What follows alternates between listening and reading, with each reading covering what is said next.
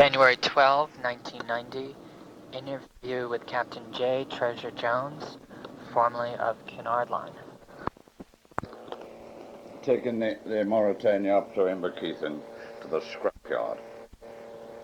Now, it was a very difficult place to get into, a muddy place, and the Mauretania was the biggest ship they've ever had to take up there. And our difficulty was to be able to get the ship light enough to get her in, get a light enough draft.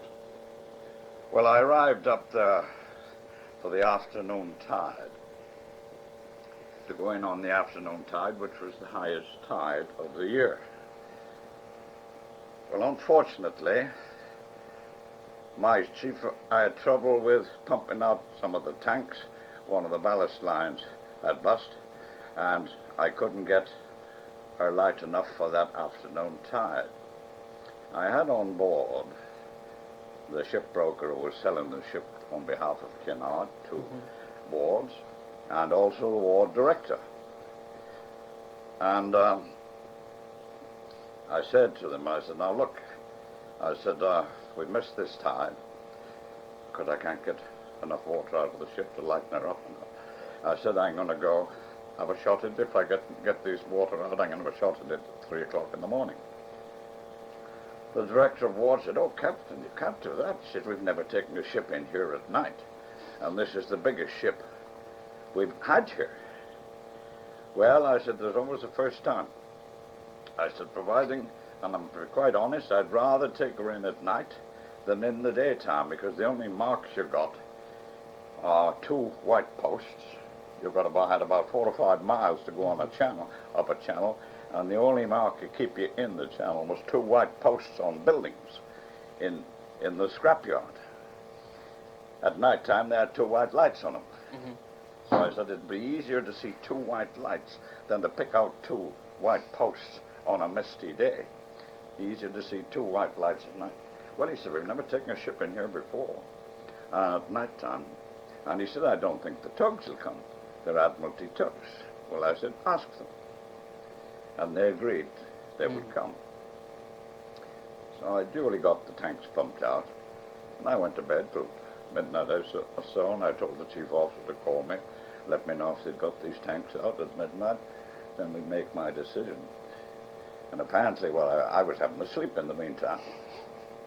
Apparently, this ward director said to my senior officer was on watch, he said, he isn't serious, is he, about going in tonight? He said, if the captain says he's going in, he's going in. And they wouldn't believe I would go in. So the tugs duly arrived. I had a pilot on board, of course, but he was a stranger to the ship. All I had him there was for advice on what the water was and things. So I said, all right, we're going. We've got got these tanks out, and this is the lightest we can get. The tides will be falling. From now on, we're going to go. And away we went, and I had these 2 tugs, and I said, now, one of you going in front of me, I'm not going to make you fast. One go in front of me, and one behind me. If I get stuck in this channel, anywhere, I got a tug each end. You can then get hold of me and try and get me off. But I don't want you fast to the ship going up this channel, because you're more likely to spoil my steering than handling it myself. And I knew there was a shallow patch about halfway up this channel before we got in towards the dock where I had a putter. And previously I had said to the shipbroker, I said, what happens if I get stuck out here? Is it my responsibility or the shipbroker? Well, he said, it's yours. He says, we've got to deliver her in to the dock. It's yours, entirely yours. So I said, that's all right. All I want to know is whose is it?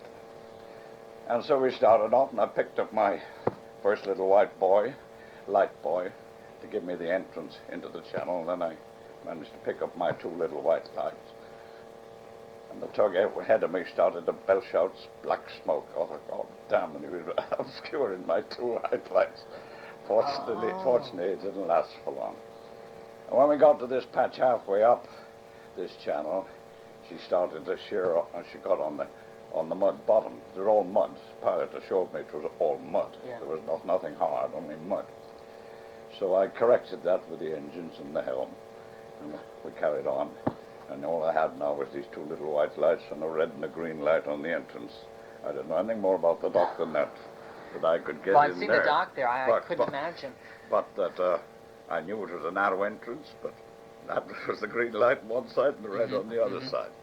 All I had to do was get in between those. And I knew there was a hell of a lot of mud there, from there in. Right. That I'd have to push her through the mud. Oh, I got Julie there, and then she started to pull up in the mud, so I full ahead on both engines, and she slowly picked up again and went in. And here now, as soon as she got a good move on, I went full astern both engines because I was going to get the dock wall ahead of me. And I stopped her just off the berth. Tugs hadn't touched me. I hadn't used the tugs at all.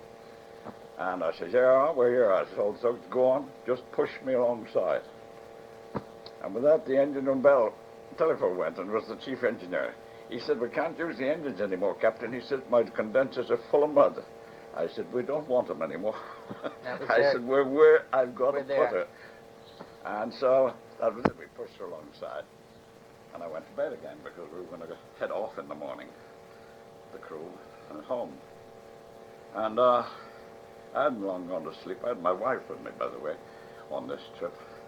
And going up, I said, going up this channel, I said, no, I don't want hear any voice on this bridge. I allowed them all up, the ship broker, ward, people and everything. But I don't want to hear you talking. I said, I want complete silence up here. All I want to hear is my voice and the reply from the quartermaster who were handling the wheel and the telegraphs. I said, I don't want to hear anything else up here, only that. So there was dead silence except for my orders and the repeating of my orders. And as soon as I got in, my wife was up there too. And she flung her arms around my neck. We'd made it. But then I say I'd gone to sleep. And might knock on my door, the chief engineer. Very worried. He said, we're making water in the generator room. He said, from the ship's side valve. Well, I said, you've got watertight doors to your generator room, haven't you? He said, yeah. Well, I said, just close them and go back to bed. I said, we'll be high and dry by the time you wake up. And that was that.